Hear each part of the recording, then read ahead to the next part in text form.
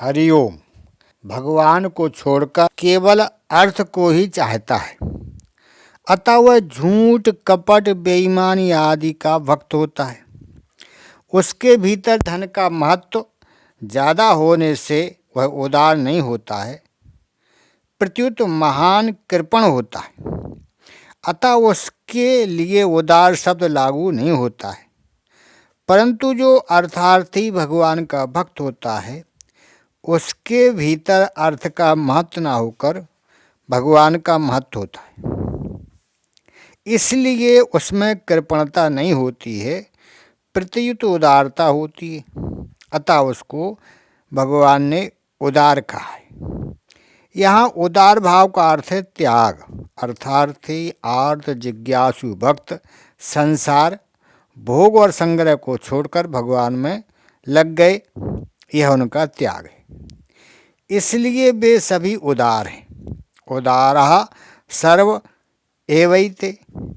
एकमात्र भगवान का संबंध मुख्य होने से अर्थार्थी, आर्त, जिज्ञासु भी आगे चलकर स्वतः ज्ञानी हो जाते हैं। एक मार्मिक बात है कि भगवान को ना मानना कामना से भी अधिक दोषी है। जो भगवान को छोड़कर अन्य देवताओं की उपासना करते हैं, उनमें यदि कामना रह जाए तो वे जन्म मरण को प्राप्त होते हैं। गतागतम काम कामा लभन्ते।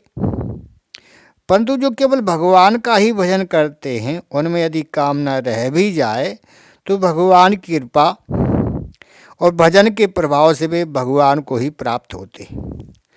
कारण कि मनुष्य का किसी भी तरह से भगवान के साथ संबंध जुड़ जाए तो वह भगवान को ही प्राप्त होता है। कामाद, द्वेषाद, भयाद, स्नेहाद यथा वक्ते सुरे मनः आवेश तदघम हित्वा बहवस्तद्गतिम गतः। श्रीमद्भागवत के 7वें स्कंद के पहले अध्याय का 29वां श्लोक। एक नहीं, अनेक मनुष्य काम से, द्वेष से, भय से और स्नेह से अपने मन को भगवान में लगाकर तथा अपने सारे पाप धोकर वैसे ही भगवान को प्राप्त हुए हैं जैसे भक्त होते हैं, क्योंकि वह मूल में भगवान का ही अंश है। अर्थार्थी, आर्त, जिज्ञासु इन तीनों को ही भगवान ने यहाँ उदार कहा है। भगवान के सिवाय अन्य का भजन करने वाले हैं, उनको भगवान ने उदार ना कह करके अल्पमेधा कहा है और उनके भजन को अविधि पूर्वक किया गया बताया है। देवताओं को भगवान से अलग समझने के कारण, अर्थात देवताओं में भगवत बुद्धि न होने के कारण तथा कामना भी होने के कारण उनकी उपासना अविधि पूर्वक है। तात्पर्य यह है कि सब में भगवत बुद्धि न होना सकाम भाव से भी अधिक घातक है, क्योंकि चेतन के साथ संबंध नहीं होगा। तत्वज्ञानी की ब्रह्म से तात्व की एकता अर्थात सधर्मता होती है, परंतु भक्त की भगवान के साथ आत्मीय एकता होती है। ज्ञानी त्वात्मैव मे मतम। तत्वज्ञानी की तात्व की एकता सधर्मता में जीव और ब्रह्म में अभेद हो जाता है, अर्थात जैसे सतचित आनंद स्वरूप ब्रह्म है, ऐसे वह भी सच्चित आनंद स्वरूप हो जाता है और एक तत्व के सिवाय कुछ भी नहीं रहता है। परंतु भक्त की आत्मीयता एकता में जीव और भगवान में अभिन्नता हो जाती है। अभिन्नता में भक्त और भगवान एक होते हुए भी प्रेम के लिए दो हो जाते हैं। उनमें दोनों ही प्रेमी और दोनों ही प्रेमास्पद होते, इसलिए वे दो होते हुए भी एक रहते।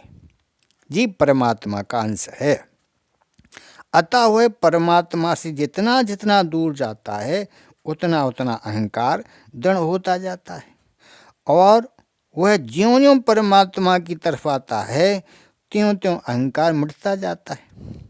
स्वरूप में स्थित होने पर भी सूक्ष्म अहम की गंध रह जाती है, परंतु प्रेम में परमात्मा के साथ अभिन्नता, आत्मीयता होने पर जीव का अपरा प्रकृति से सर्वथा संबंध विच्छेद हो जाता है और अहंकार सर्वथा मिट जाता है, क्योंकि अहंकार अपरा प्रकृति का ही कार्य है। इसलिए भगवान ने कहा कि ज्ञानी त्वात्मैव मे मतम, अर्थार्थी आर्त जिज्ञासु में क्रमशः अपनी स्वतंत्र सत्ता अहमता कम होती जाती है और ज्ञानी में अपनी स्वतंत्र सत्ता बिल्कुल नहीं रहती है। इसलिए तो आत्मेव पद का प्रयोग हुआ है। इसका तात्पर्य कि प्रेमी भक्त को की स्वतंत्र सत्ता नहीं होती, प्रत्युत तो केवल भगवान ही रहे, अर्थात प्रेमी के रूप में साक्षात भगवान ही हैं। तस्मिन् तज्जने भेदाभात भावात नारद भक्ति सूत्र। यह आत्मीयता भक्ति के लिए स्वीकृत द्वैत है, जो ज्ञान योग के अद्वैत से भी सुंदर है। भक्त्यर्थ कल्पितम स्वीकृतम द्वैतम द्वैतादपि सुंदरम बोधार्थ। मामेवानुत्तमां गतिम, भगवान से बढ़कर उत्तम गति और कोई नहीं है। गति शब्द के 3 अर्थ होते हैं, ज्ञान, गमन और प्राप्ति। यहाँ गति शब्द प्राप्ति के अर्थ में आया है। अंतिम प्रापणीय तत्व होने से भगवान सर्वोत्तम गति है। आश्रितः एक दृढ़ता अभ्यास में होती है और एक दृढ़ता स्वतः होती है। जैसे मात्र प्राणियों की मैं हूँ, इस प्रकार अपने आप में स्वतः दृढ़ स्थिति होती है। ऐसे ही ज्ञानी भक्ति की भगवान में स्वतः दृढ़ स्थिति होती। हरि ओम।